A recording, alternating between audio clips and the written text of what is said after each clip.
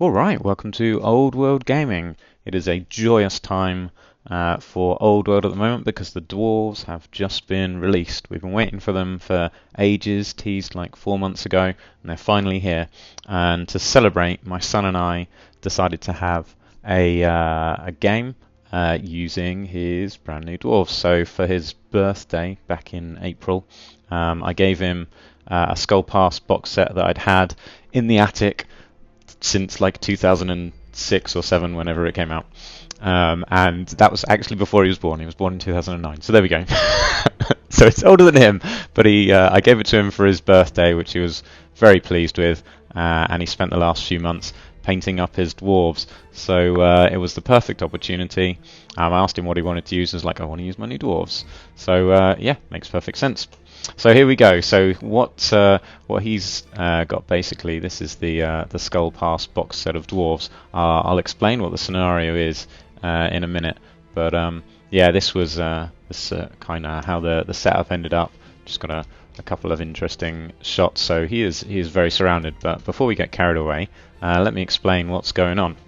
So when I was asking him what scenario we should do, I was flicking through and found these. There's a set of scenarios in the back of the rulebook which aren't the pitch battle scenarios, but they're part of a linked campaign that you can do. But it does say, you can see here, although this scenario is designed to be the third of 3 linked battles that can be played alone, and what more of a classic dwarven battle than a heroic last stand on a hill. So there we go. So we thought that would be a bit of a fun game to have. So this, yeah, here you go, 312 in the narrative battles in the book. So the setup, you can see here, you've got a hill in the middle of the battlefield and an 18 by 18 square for the defenders to start set up in. So terrain is deployed as normal with a large hill in the middle, and on there is a monument of glory. So you can see just about here behind the pony. We've used the wall that you get in the Skull Pass set, or you don't get anymore, to represent Ancestors. So this is the Battle of Ancestors Crag. So that's what we've called it anyway. So here we go. So in this scenario, doesn't matter about who won a second battle because there wasn't a second battle. Once the battlefield has been set up, the defender deploys their entire army within the 18-inch square defender's deployment zone as shown on the map opposite. Once complete, the attacker deploys their army anywhere on the battlefield that's more than 8 inches away from the defender's models. That is so close. When, as we were setting up, it's like, my guys are all basically in charge range.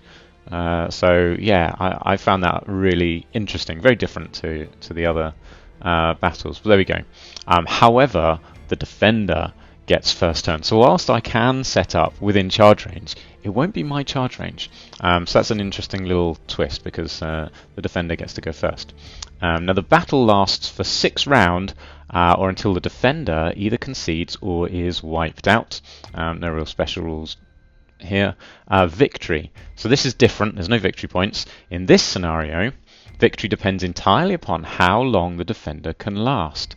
The longer they can fight, the more likely it is that their ritual will be completed. Well, obviously, there's no ritual for us. They are just defending the honor of the ancestors.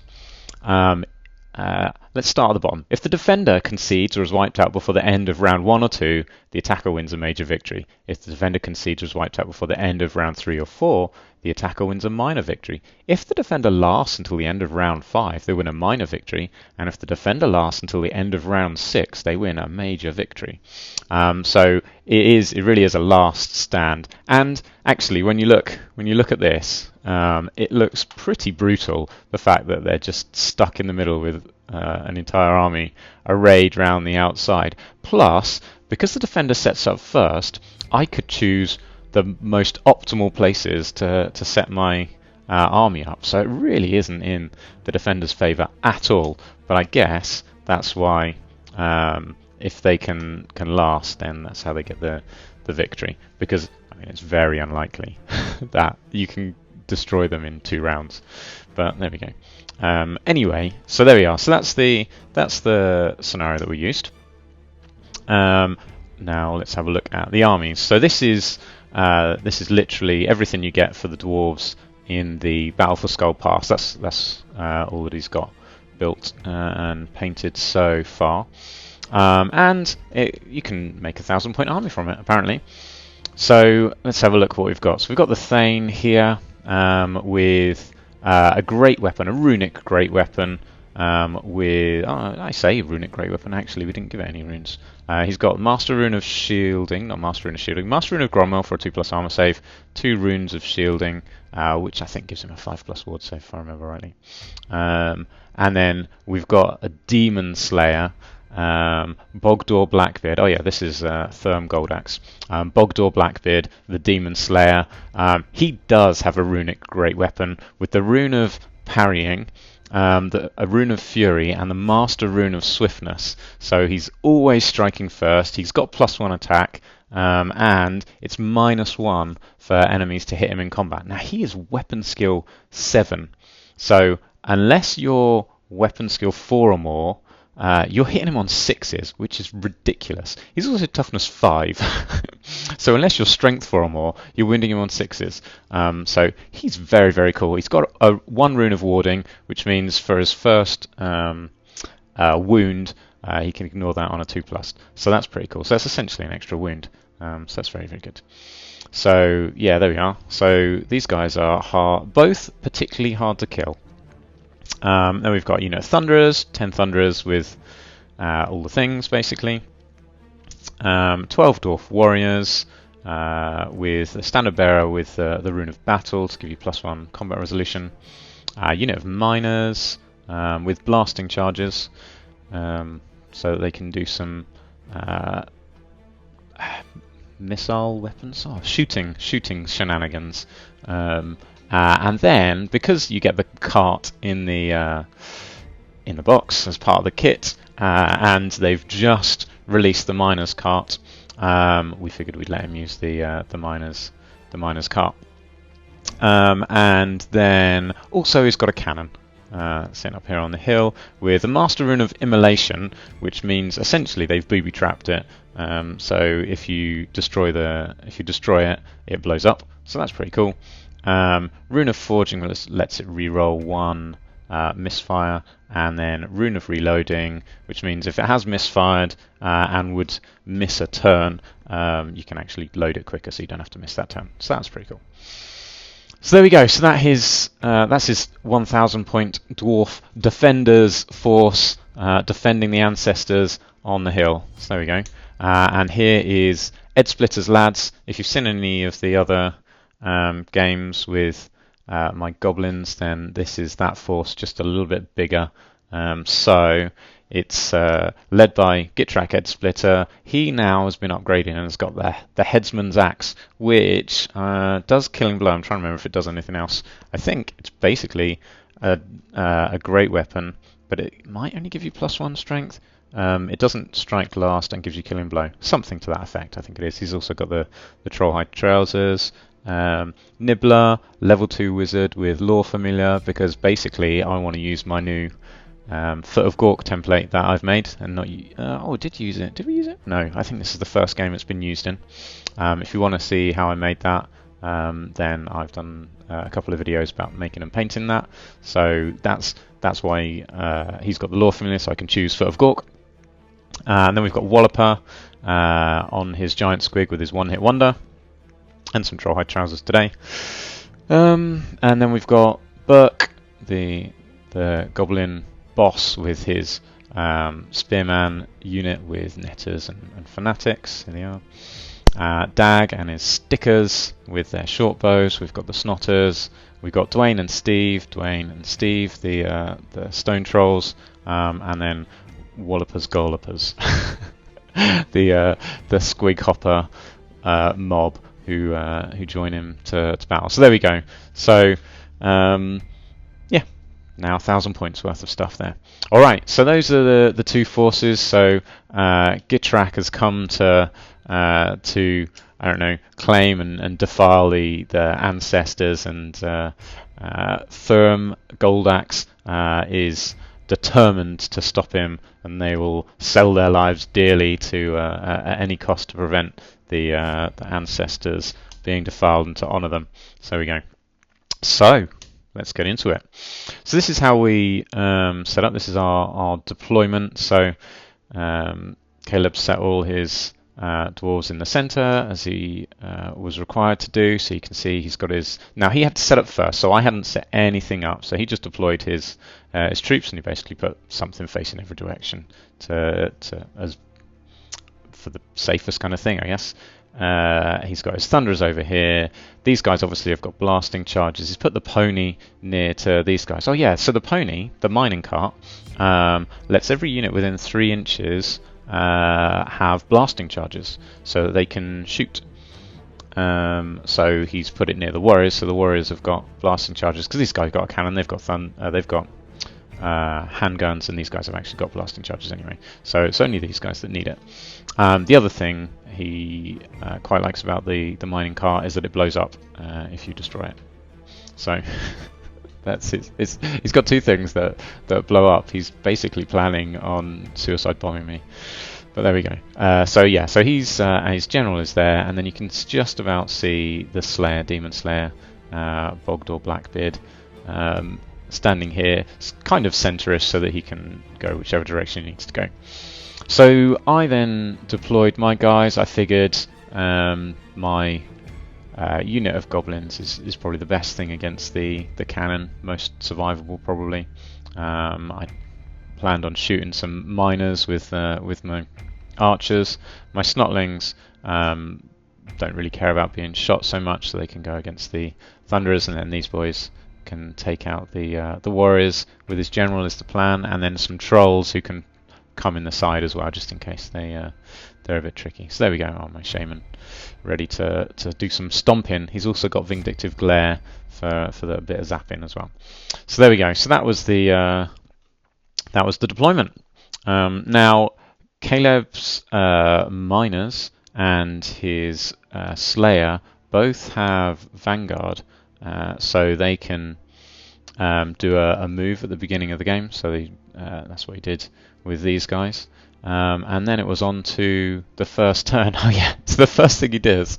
So you can see here, because he's done his vanguard move, he's now actually in range and managed to charge in. He rolled a 6 for his charge, so he was just in range to charge my trolls, and instantly takes one out. I mean, he is a demon slayer. He's got 5 attacks, hitting on 2s, and what is he? Strength. He's strength 6, so he's wounding on 2s as well. So actually, it wasn't too much of a surprise, to be honest, that he managed to take a troll out with relative ease. So there we go. First blood, and it's a troll for the Slayer. He's a very happy Slayer right now. So this is how the first turn went. So Slayer charged in, killed Dwayne, chopped his head off, and then Steve was like, I probably should move back a bit, so he fell back in good order, and then Bogdor was like, you ain't getting away from me, come back here, troll, and just chased him up, ready for fighting. Next turn, the cannon crew decided to grape shot into the night goblins. I think he rolled an 8 on his grape shot, managed to kill 6, so that was particularly good. The miners moved and then threw blasting charges at the archers, only managing to kill 1 though. The thunderers shot at the snotlings. They did 4 wounds, which was only enough to, wasn't enough to kill our whole base. And Caleb was quite surprised at how many wounds they've got. 6 wounds for a snotling base, which is particularly good, I think. And yeah, that's it. He decided not to move with these guys. They're just going to stay and hold the hill. So yeah, there we are. That's end of turn 1. And like, I've lost a troll, a whole rank of night goblins, most of a base, and an archer on turn 1. And I'm the one who's meant to be like killing him. So who knows? Who knows how this is going to go?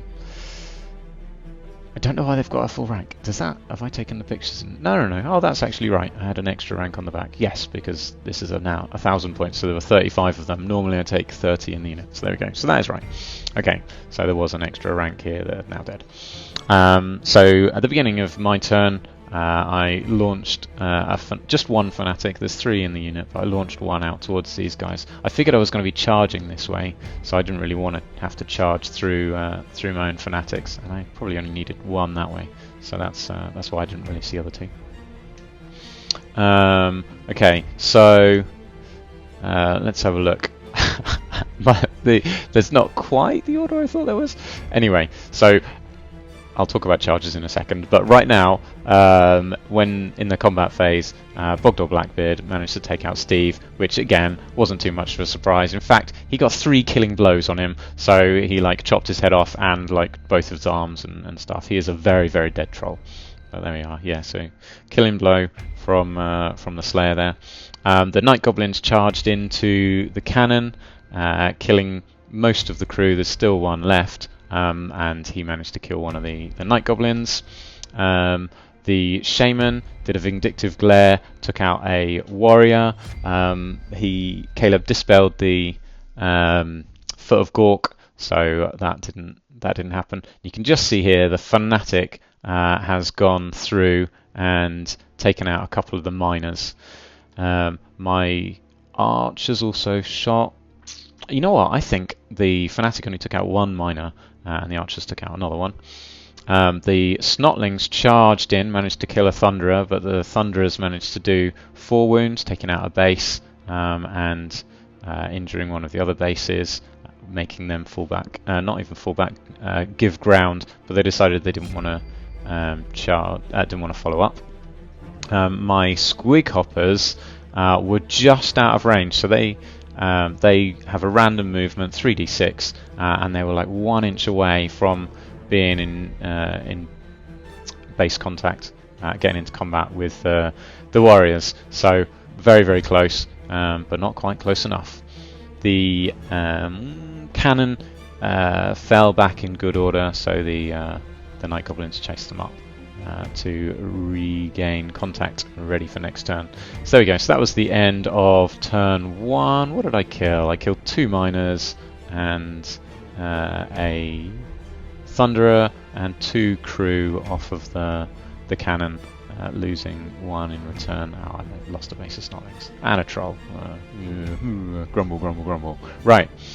So yeah. So there we go. So that is the end of turn 1. On to turn 2. So turn 2, these guys, the Dwarves charged into the Squig Hoppers. Now, they were only 1 inch away, which means they only get +1 initiative bonus, because you only get the +3 initiative bonus if you've moved at least 3 inches. You only get +1 initiative per inch that you charge, up to a maximum of 3. And because they didn't charge very far, what that meant is most of the combat was either at the same time, or actually I think the Squigs got to attack first, which is why there's so many dead Dwarfs, because the Squigs are initiative 4, Dwarves are initiative 2, aren't they? +1 for the for charging 1 inch, so they were initiative 3, so the Squigs actually went first. And the Pony charged in as well and got some impact hits on Walloper, which is why he's lost a couple of wounds. So there we go. However, the Squigs managed to kill 1, 2, 3, 4, 5, 6, 7, 8, 9. They did a lot of damage to those Dwarves, but the Dwarves did manage to take out a few Squig Hoppers, and yeah, the Pony did a couple of wounds on Walloper. So there we go. It was quite a fight, and I think I won the combat. The Pony ran away, and these guys just gave ground, I think. Yes, they did. So they just gave ground, and the Pony ran away. Decided not to follow up. For some reason, I can't quite remember right now. Okay, so yeah, the Pony ran away. These guys gave ground. Over here, the Night Goblins did manage to destroy the cannon. It blew up and took out another rank. So there we go. Caleb was very particularly happy about about the booby-trapped cannon managing to destroy a whole load of goblins. So there we go. That was mission 1 achieved. His anything else? That was everything there. Yeah. Okay. I'm looking at this, realizing that I've also got here. Oh yeah, it was his turn, of course. I was like, why is he doing all of the things? It's just because that picture is taken during the combat phase, whereas this is afterwards and shows all of the things. So in his movement, he tried to charge in with his Slayer.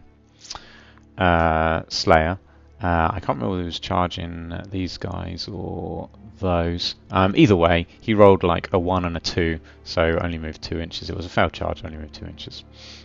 He shot he didn't want to charge in with his miners because he was worried his entire unit would get wiped out by the fanatic, which I think is fair. So he shot the archers instead with his blasting charges, hoping that the fanatic would move out of the way next turn. Killed a couple of archers. They didn't flee. 2, 4, 6, yeah, he wasn't a quarter of the unit. The Thunderers shot some more Snotlings, so now there's only 1 wound left on that base.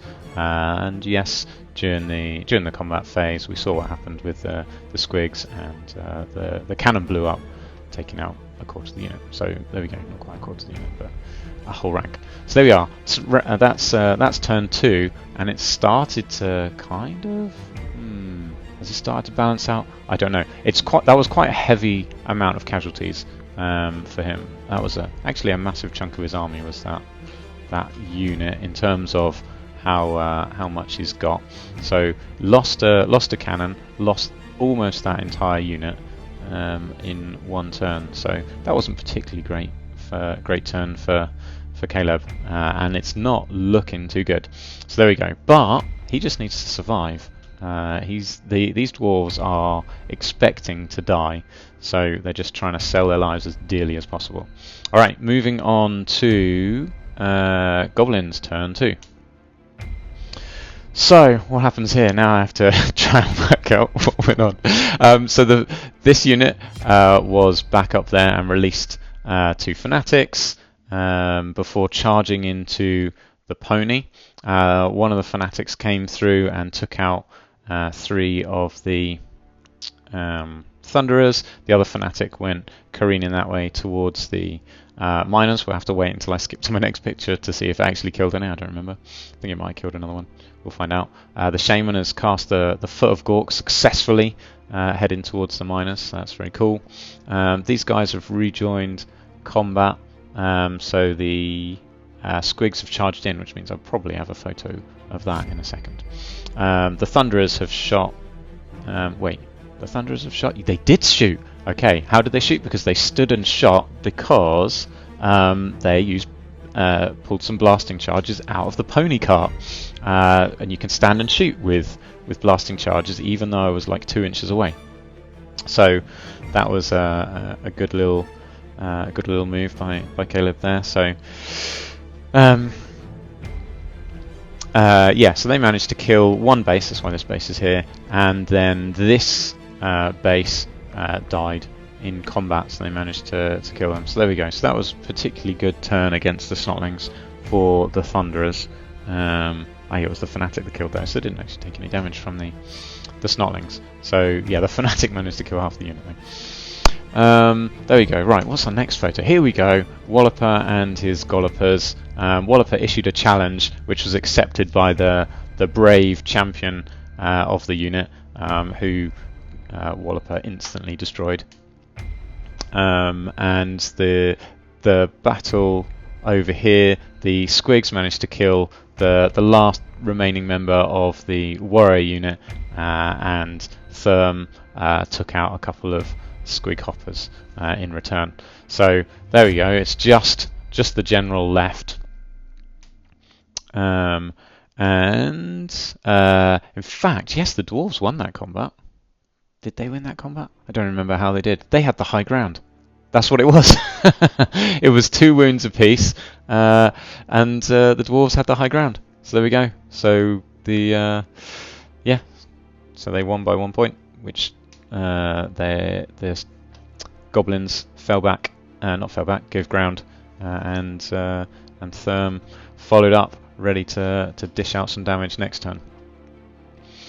Right, what else we've got? Oh yes! So the Night Goblins finished off the pony cart, promptly blowing that up. Now, that blew up and killed 2 Thunderers and only a single Goblin, so actually it didn't quite do what Caleb was hoping it would do. Rather taking out one of his guys than mine. But there we go, it was quite fun to have stuff blowing up all over the place. Here we are. The Fanatic that went this way did manage to take out a miner, and this Fanatic took out 4 of my Goblins and made them flee. And then they fled off the table. So yeah, there we go. Swings and roundabouts. You win some, you lose some. Okay, so that is everything. Yes, I didn't get the Vindictive Glare off, just the Foot of Gork. Alright, that's end of turn 2. How are we looking? There are 4 Thunderers left, 6 Miners left, his General and his Slayer.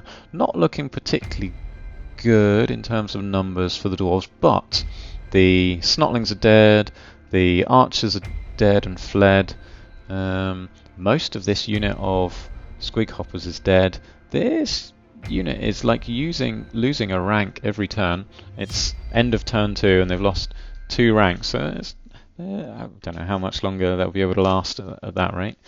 I mean, the fact that I was saying they're losing a rank a turn, you can definitely work that out. Anyway, yeah, there we go. Cool. So, on to Dwarf turn 3 with their... How many is that like? 10? There's 12 Dwarves left on the battlefield. So, let's see what Caleb can do with those guys. Oh, right. End of the turn. So, there we go. I didn't take any photos, action photos of what was going on. So, let's just see what happened. So, the miners decided to move this way in case the Fanatic came back, because the Fanatic was still there at the time when they moved, because... No, that's not true, is it? Compulsory movement is done before normal movement, so the Fanatic had moved first and then he moved over.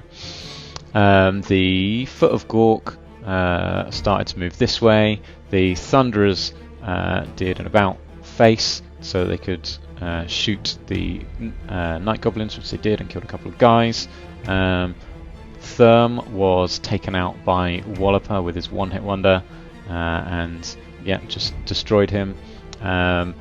Bogdor Blackbeard came running back because he was intent on killing some more goblins, because he's been out of the picture after beating those. He's spent a couple of turns not in combat, which he's very disappointed about.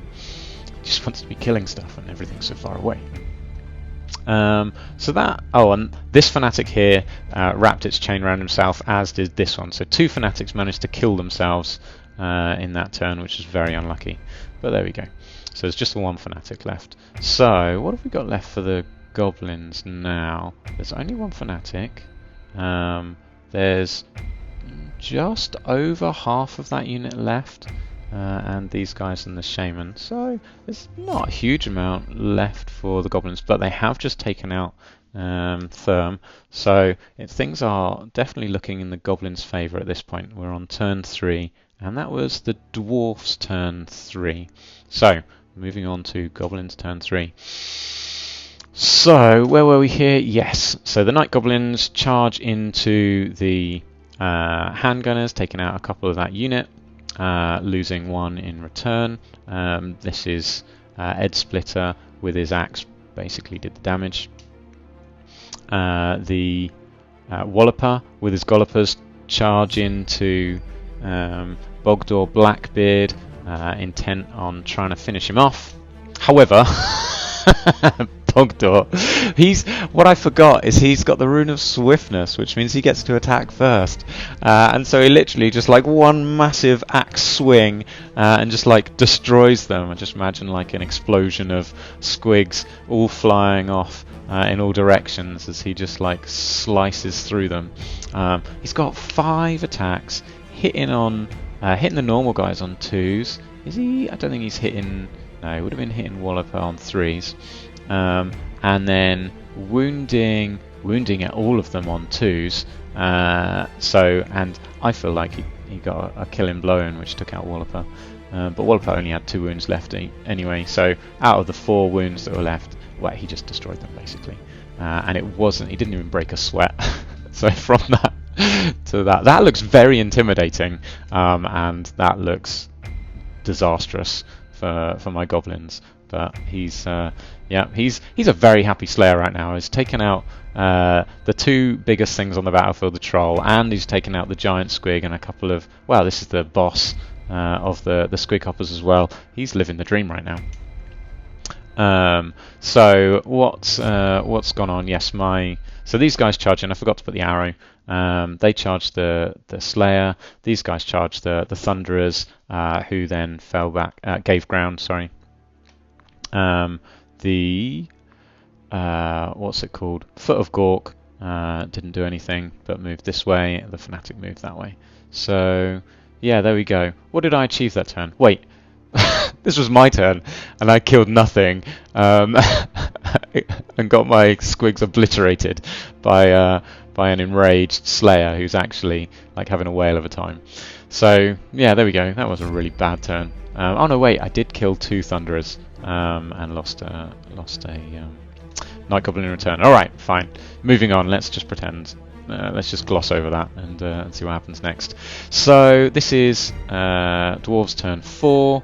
Again, Bogdor Blackbeard. He's had a little bit of fun killing the squigs. Now he wants to get in on this action over here, chasing these Night Goblins. Oh, I forgot to put the arrow, but the Foot of Gork just came through and stomped all over the Thunderers.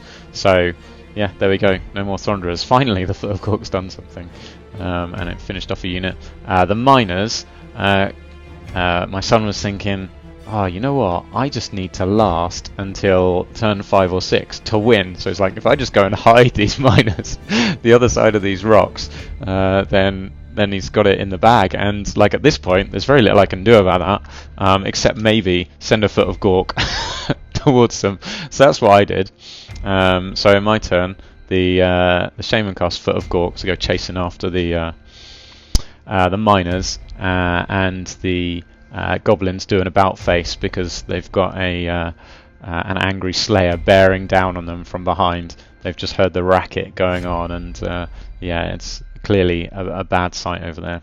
Just he's leaving a trail of dead trolls and giant squigs and everything. So yeah, there we are. That was it for my turn. I didn't get the Vindictive Glare off. I did try and shoot him with a Vindictive Glare.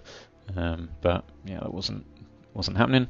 So there we go. So no damage, but we've got a Foot of Gork set up ready for next turn. So okay, Dwarf turn. The Slayer charges into the Night Goblins and just takes out.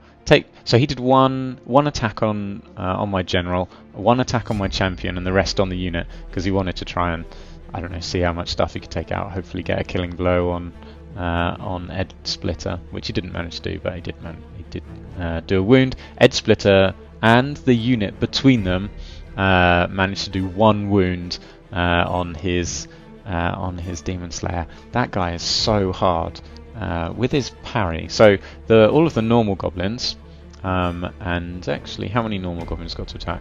1, 2, 3, 4, 5, 6. 6 guys got to attack. And they would have been hitting on 6s and wounding on 6s, which is ridiculous. How are you meant to kill something that you're hitting and wounding on 6s? And then Gitrak managed to do a single wound. What is he? Let me think about this. I'm trying to work out what the numbers would have been. So Gitrak is like would have been hitting on 4s, and he's strength 5, maybe wounding on 4s as well. So yeah, there we go, and he's got 4 attacks, so only 2 would have got through, 1 would have wounded. Yeah, there we go, that sounds about right. Now he did, I'm trying to remember when it happened, but at some point he's used his Rune of Warding, was it? The one that gives him a 2+ ward save from his first wound. I think it might have been a troll that did his first wound on him. Yes, it was, which he then just ignored with his rune, so that was very disappointing. So yeah, so there we go. So actually, because I've taken so much damage, the Slayer actually won that combat, I think, because he did 5 wounds, and I've got 2 ranks in a standard. So yeah, he beat my goblins, and they gave ground. And did he follow up? I don't remember. We'll find out in a second. No, is this my turn? Let's have a look. That's I'm trying to remember where we are. So this is turn 4. That was my turn 4. I remember at one point. Yeah, so that was the dwarf turn 4. That was the goblin turn 4. This was his turn 5. And Caleb was right. He did say we forgot to turn the dice. But there we go. So this is actually, I think this is turn 5. This is dwarf turn 5. So he's currently won the game. Like, he's got at least a minor victory right now. The Foot of Gork managed to go through and take out some miners, and the miners carried on running away to hide. They're not actually fleeing; they're just tactically trying to get around the back of this back of these rocks. No. Okay, it was turn 4. Right, this is that. Bear with me. So was it turn 4? Let me think about this. Turn 4 there to turn 3. That's dwarf turn 4. Goblin turn 4. No, this is part of dwarf turn 5. Yeah, so this is what happened in dwarf turn 5. I forgot to move the dice on. So this is the end after they've had their combat. And this is what the other dwarves were doing. In the meantime, what the Foot of Gork was doing whilst these guys are fighting. Okay, right. I'm glad we got that straight. Okay, so this is Goblin turn 5. The goblins charge back into the into Bogdor Blackbeard, the Slayer. Now that I think about it, it was a really bad idea, because clearly he's just been mushing my guys without a second thought.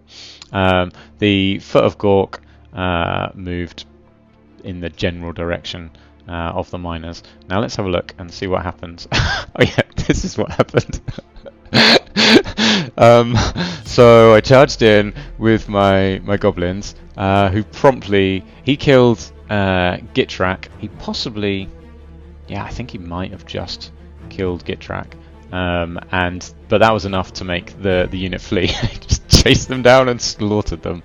So so he had lots of fun anyway, even if my guys didn't. So I mean, that's quite the picture, going from unit charging in to unit running away and getting slaughtered by the. It just makes me think of like 10-pin bowling, as the Slayer just goes through and knocks them all flying. So there we go. So thus endeth the goblins. There we are. The Foot of Gork tried to catch them. It was the end of the game. Caleb had lasted until turn 6. This dwarf here he was incredible, literally taking out anything that stood in his way with basically not even breaking a sweat.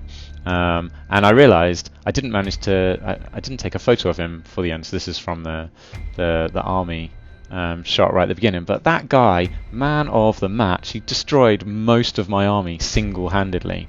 Bogdor Blackbeard, the legend, keeping the honour of the ancestors, and stopping these pesky goblins from defiling it. So there we go. That was a really fun game. It did not end anything like I expected it to. For like by turn 2 or 3, I was thinking these dwarves are not going to have a good time. But man, this guy pulled it out of the bag and just was destroying things left, right, and centre.